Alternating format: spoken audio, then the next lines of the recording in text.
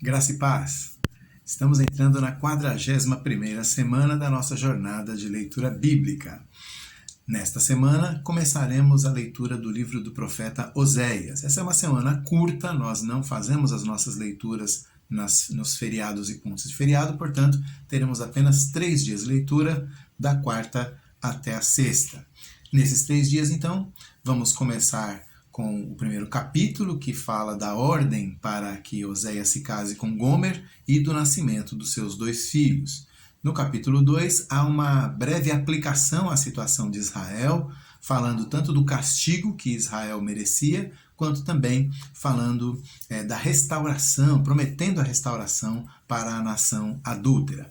No capítulo 3, há a restauração do casamento com Gomer, e no capítulo 4 até o 6, várias acusações contra Israel, falando do seu adultério, da sua prostituição, da injustiça que havia no país.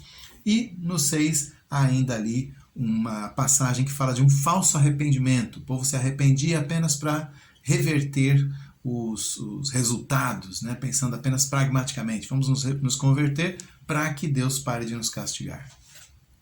Os meus destaques nesse trecho da leitura, o primeiro deles é que Oséias profetizou na mesma época que Amós e Jonas, os primeiros profetas que nós lemos, e também para o mesmo povo, né? O mesmo povo de Israel no Reino do Norte, durante o reinado de Jeroboão II, ali pelo ano 790 até 750 a.C., conforme ele diz logo no começo do seu livro, né? Mas há também um ministério cumprido, esse de Oséias. Ele aparentemente profetizou para os reis posteriores também. A gente vai ver isso na semana que vem. Portanto, era mais um profeta de Israel, o Reino do Norte, poucas décadas antes da invasão pela Assíria. Ou seja, por falta de aviso é que não foi, não é? Deus enviou vários dos seus servos, dos seus mensageiros, alertando: o caminho que vocês estão caminhando é um caminho de destruição. Mas o povo não se arrependeu. Oséias também, um outro destaque, é o profeta que encarnou a sua mensagem, né? Ele transformou o seu lar numa parábola da situação espiritual do seu próprio povo.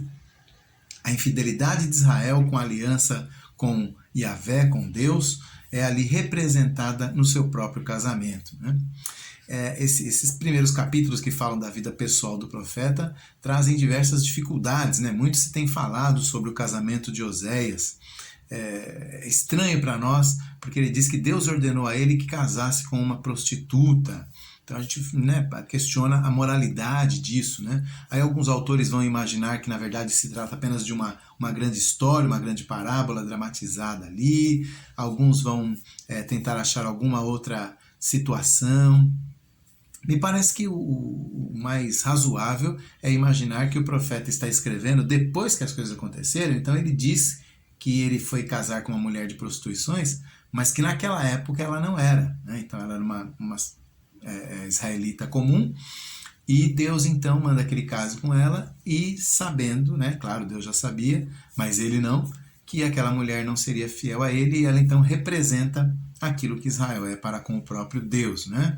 Então essa é uma possibilidade aí de que ele está olhando em retrospecto e chamando ela de mulher de prostituição, porque sabia que depois ela seria adúltera, né?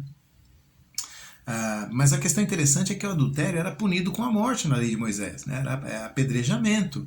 Mas ao invés de apedrejar a sua esposa adúltera, Oséias despede a sua esposa, né? Manda ela embora, mas depois vai lá e resgata ela da prostituição, até paga lá, né? E se reconcilia com ela, coloca ela num retiro e procura ali restaurá-la ao seu status de esposa, né?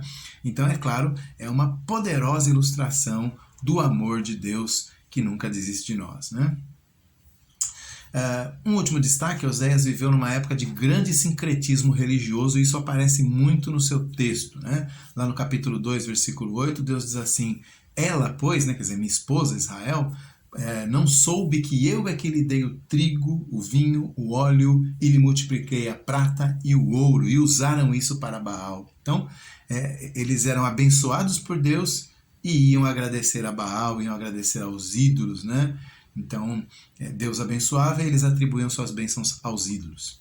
Por isso que Deus chama eles de amantes, né? Então é o marido que sustenta a casa, mas assim que o marido vira as costas, a esposa vai procurar os amantes.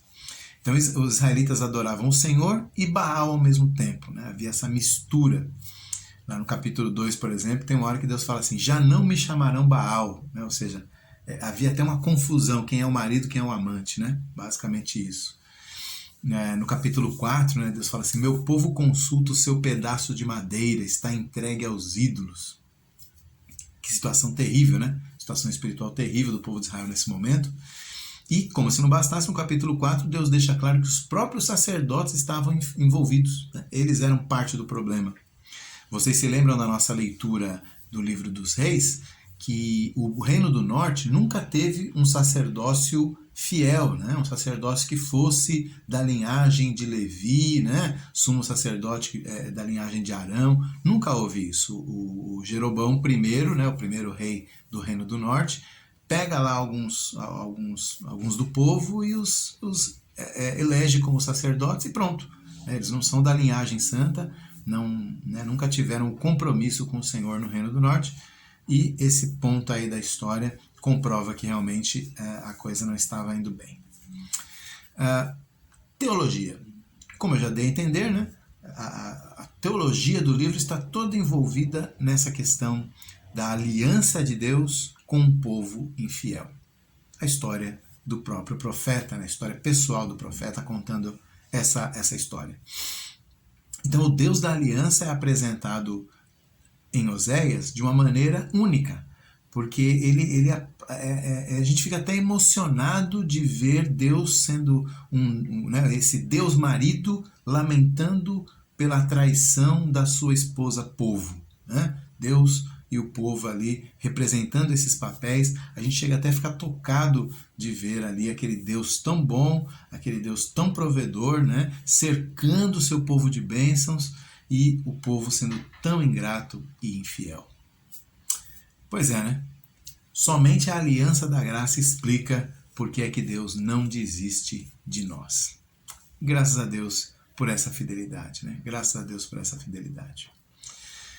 Com Oséias, então, nós vemos um profeta que está tão empenhado em passar a sua mensagem que a sua vida vira a sua mensagem. Oséias é interessante também no sentido, né, da teologia e da inspiração, porque, de fato, Deus inspirou os homens que escreveram a Bíblia, cada um da sua própria maneira, dentro do seu próprio contexto, sua própria história e tudo mais, né? Alguns estudaram para escrever, como Lucas, por exemplo, né?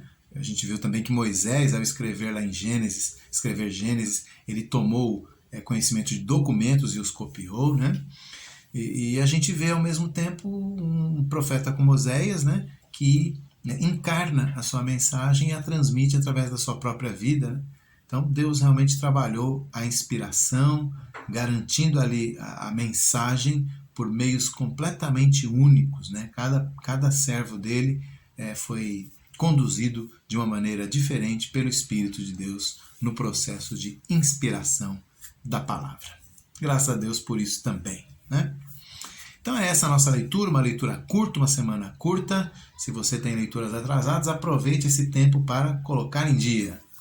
Até mais!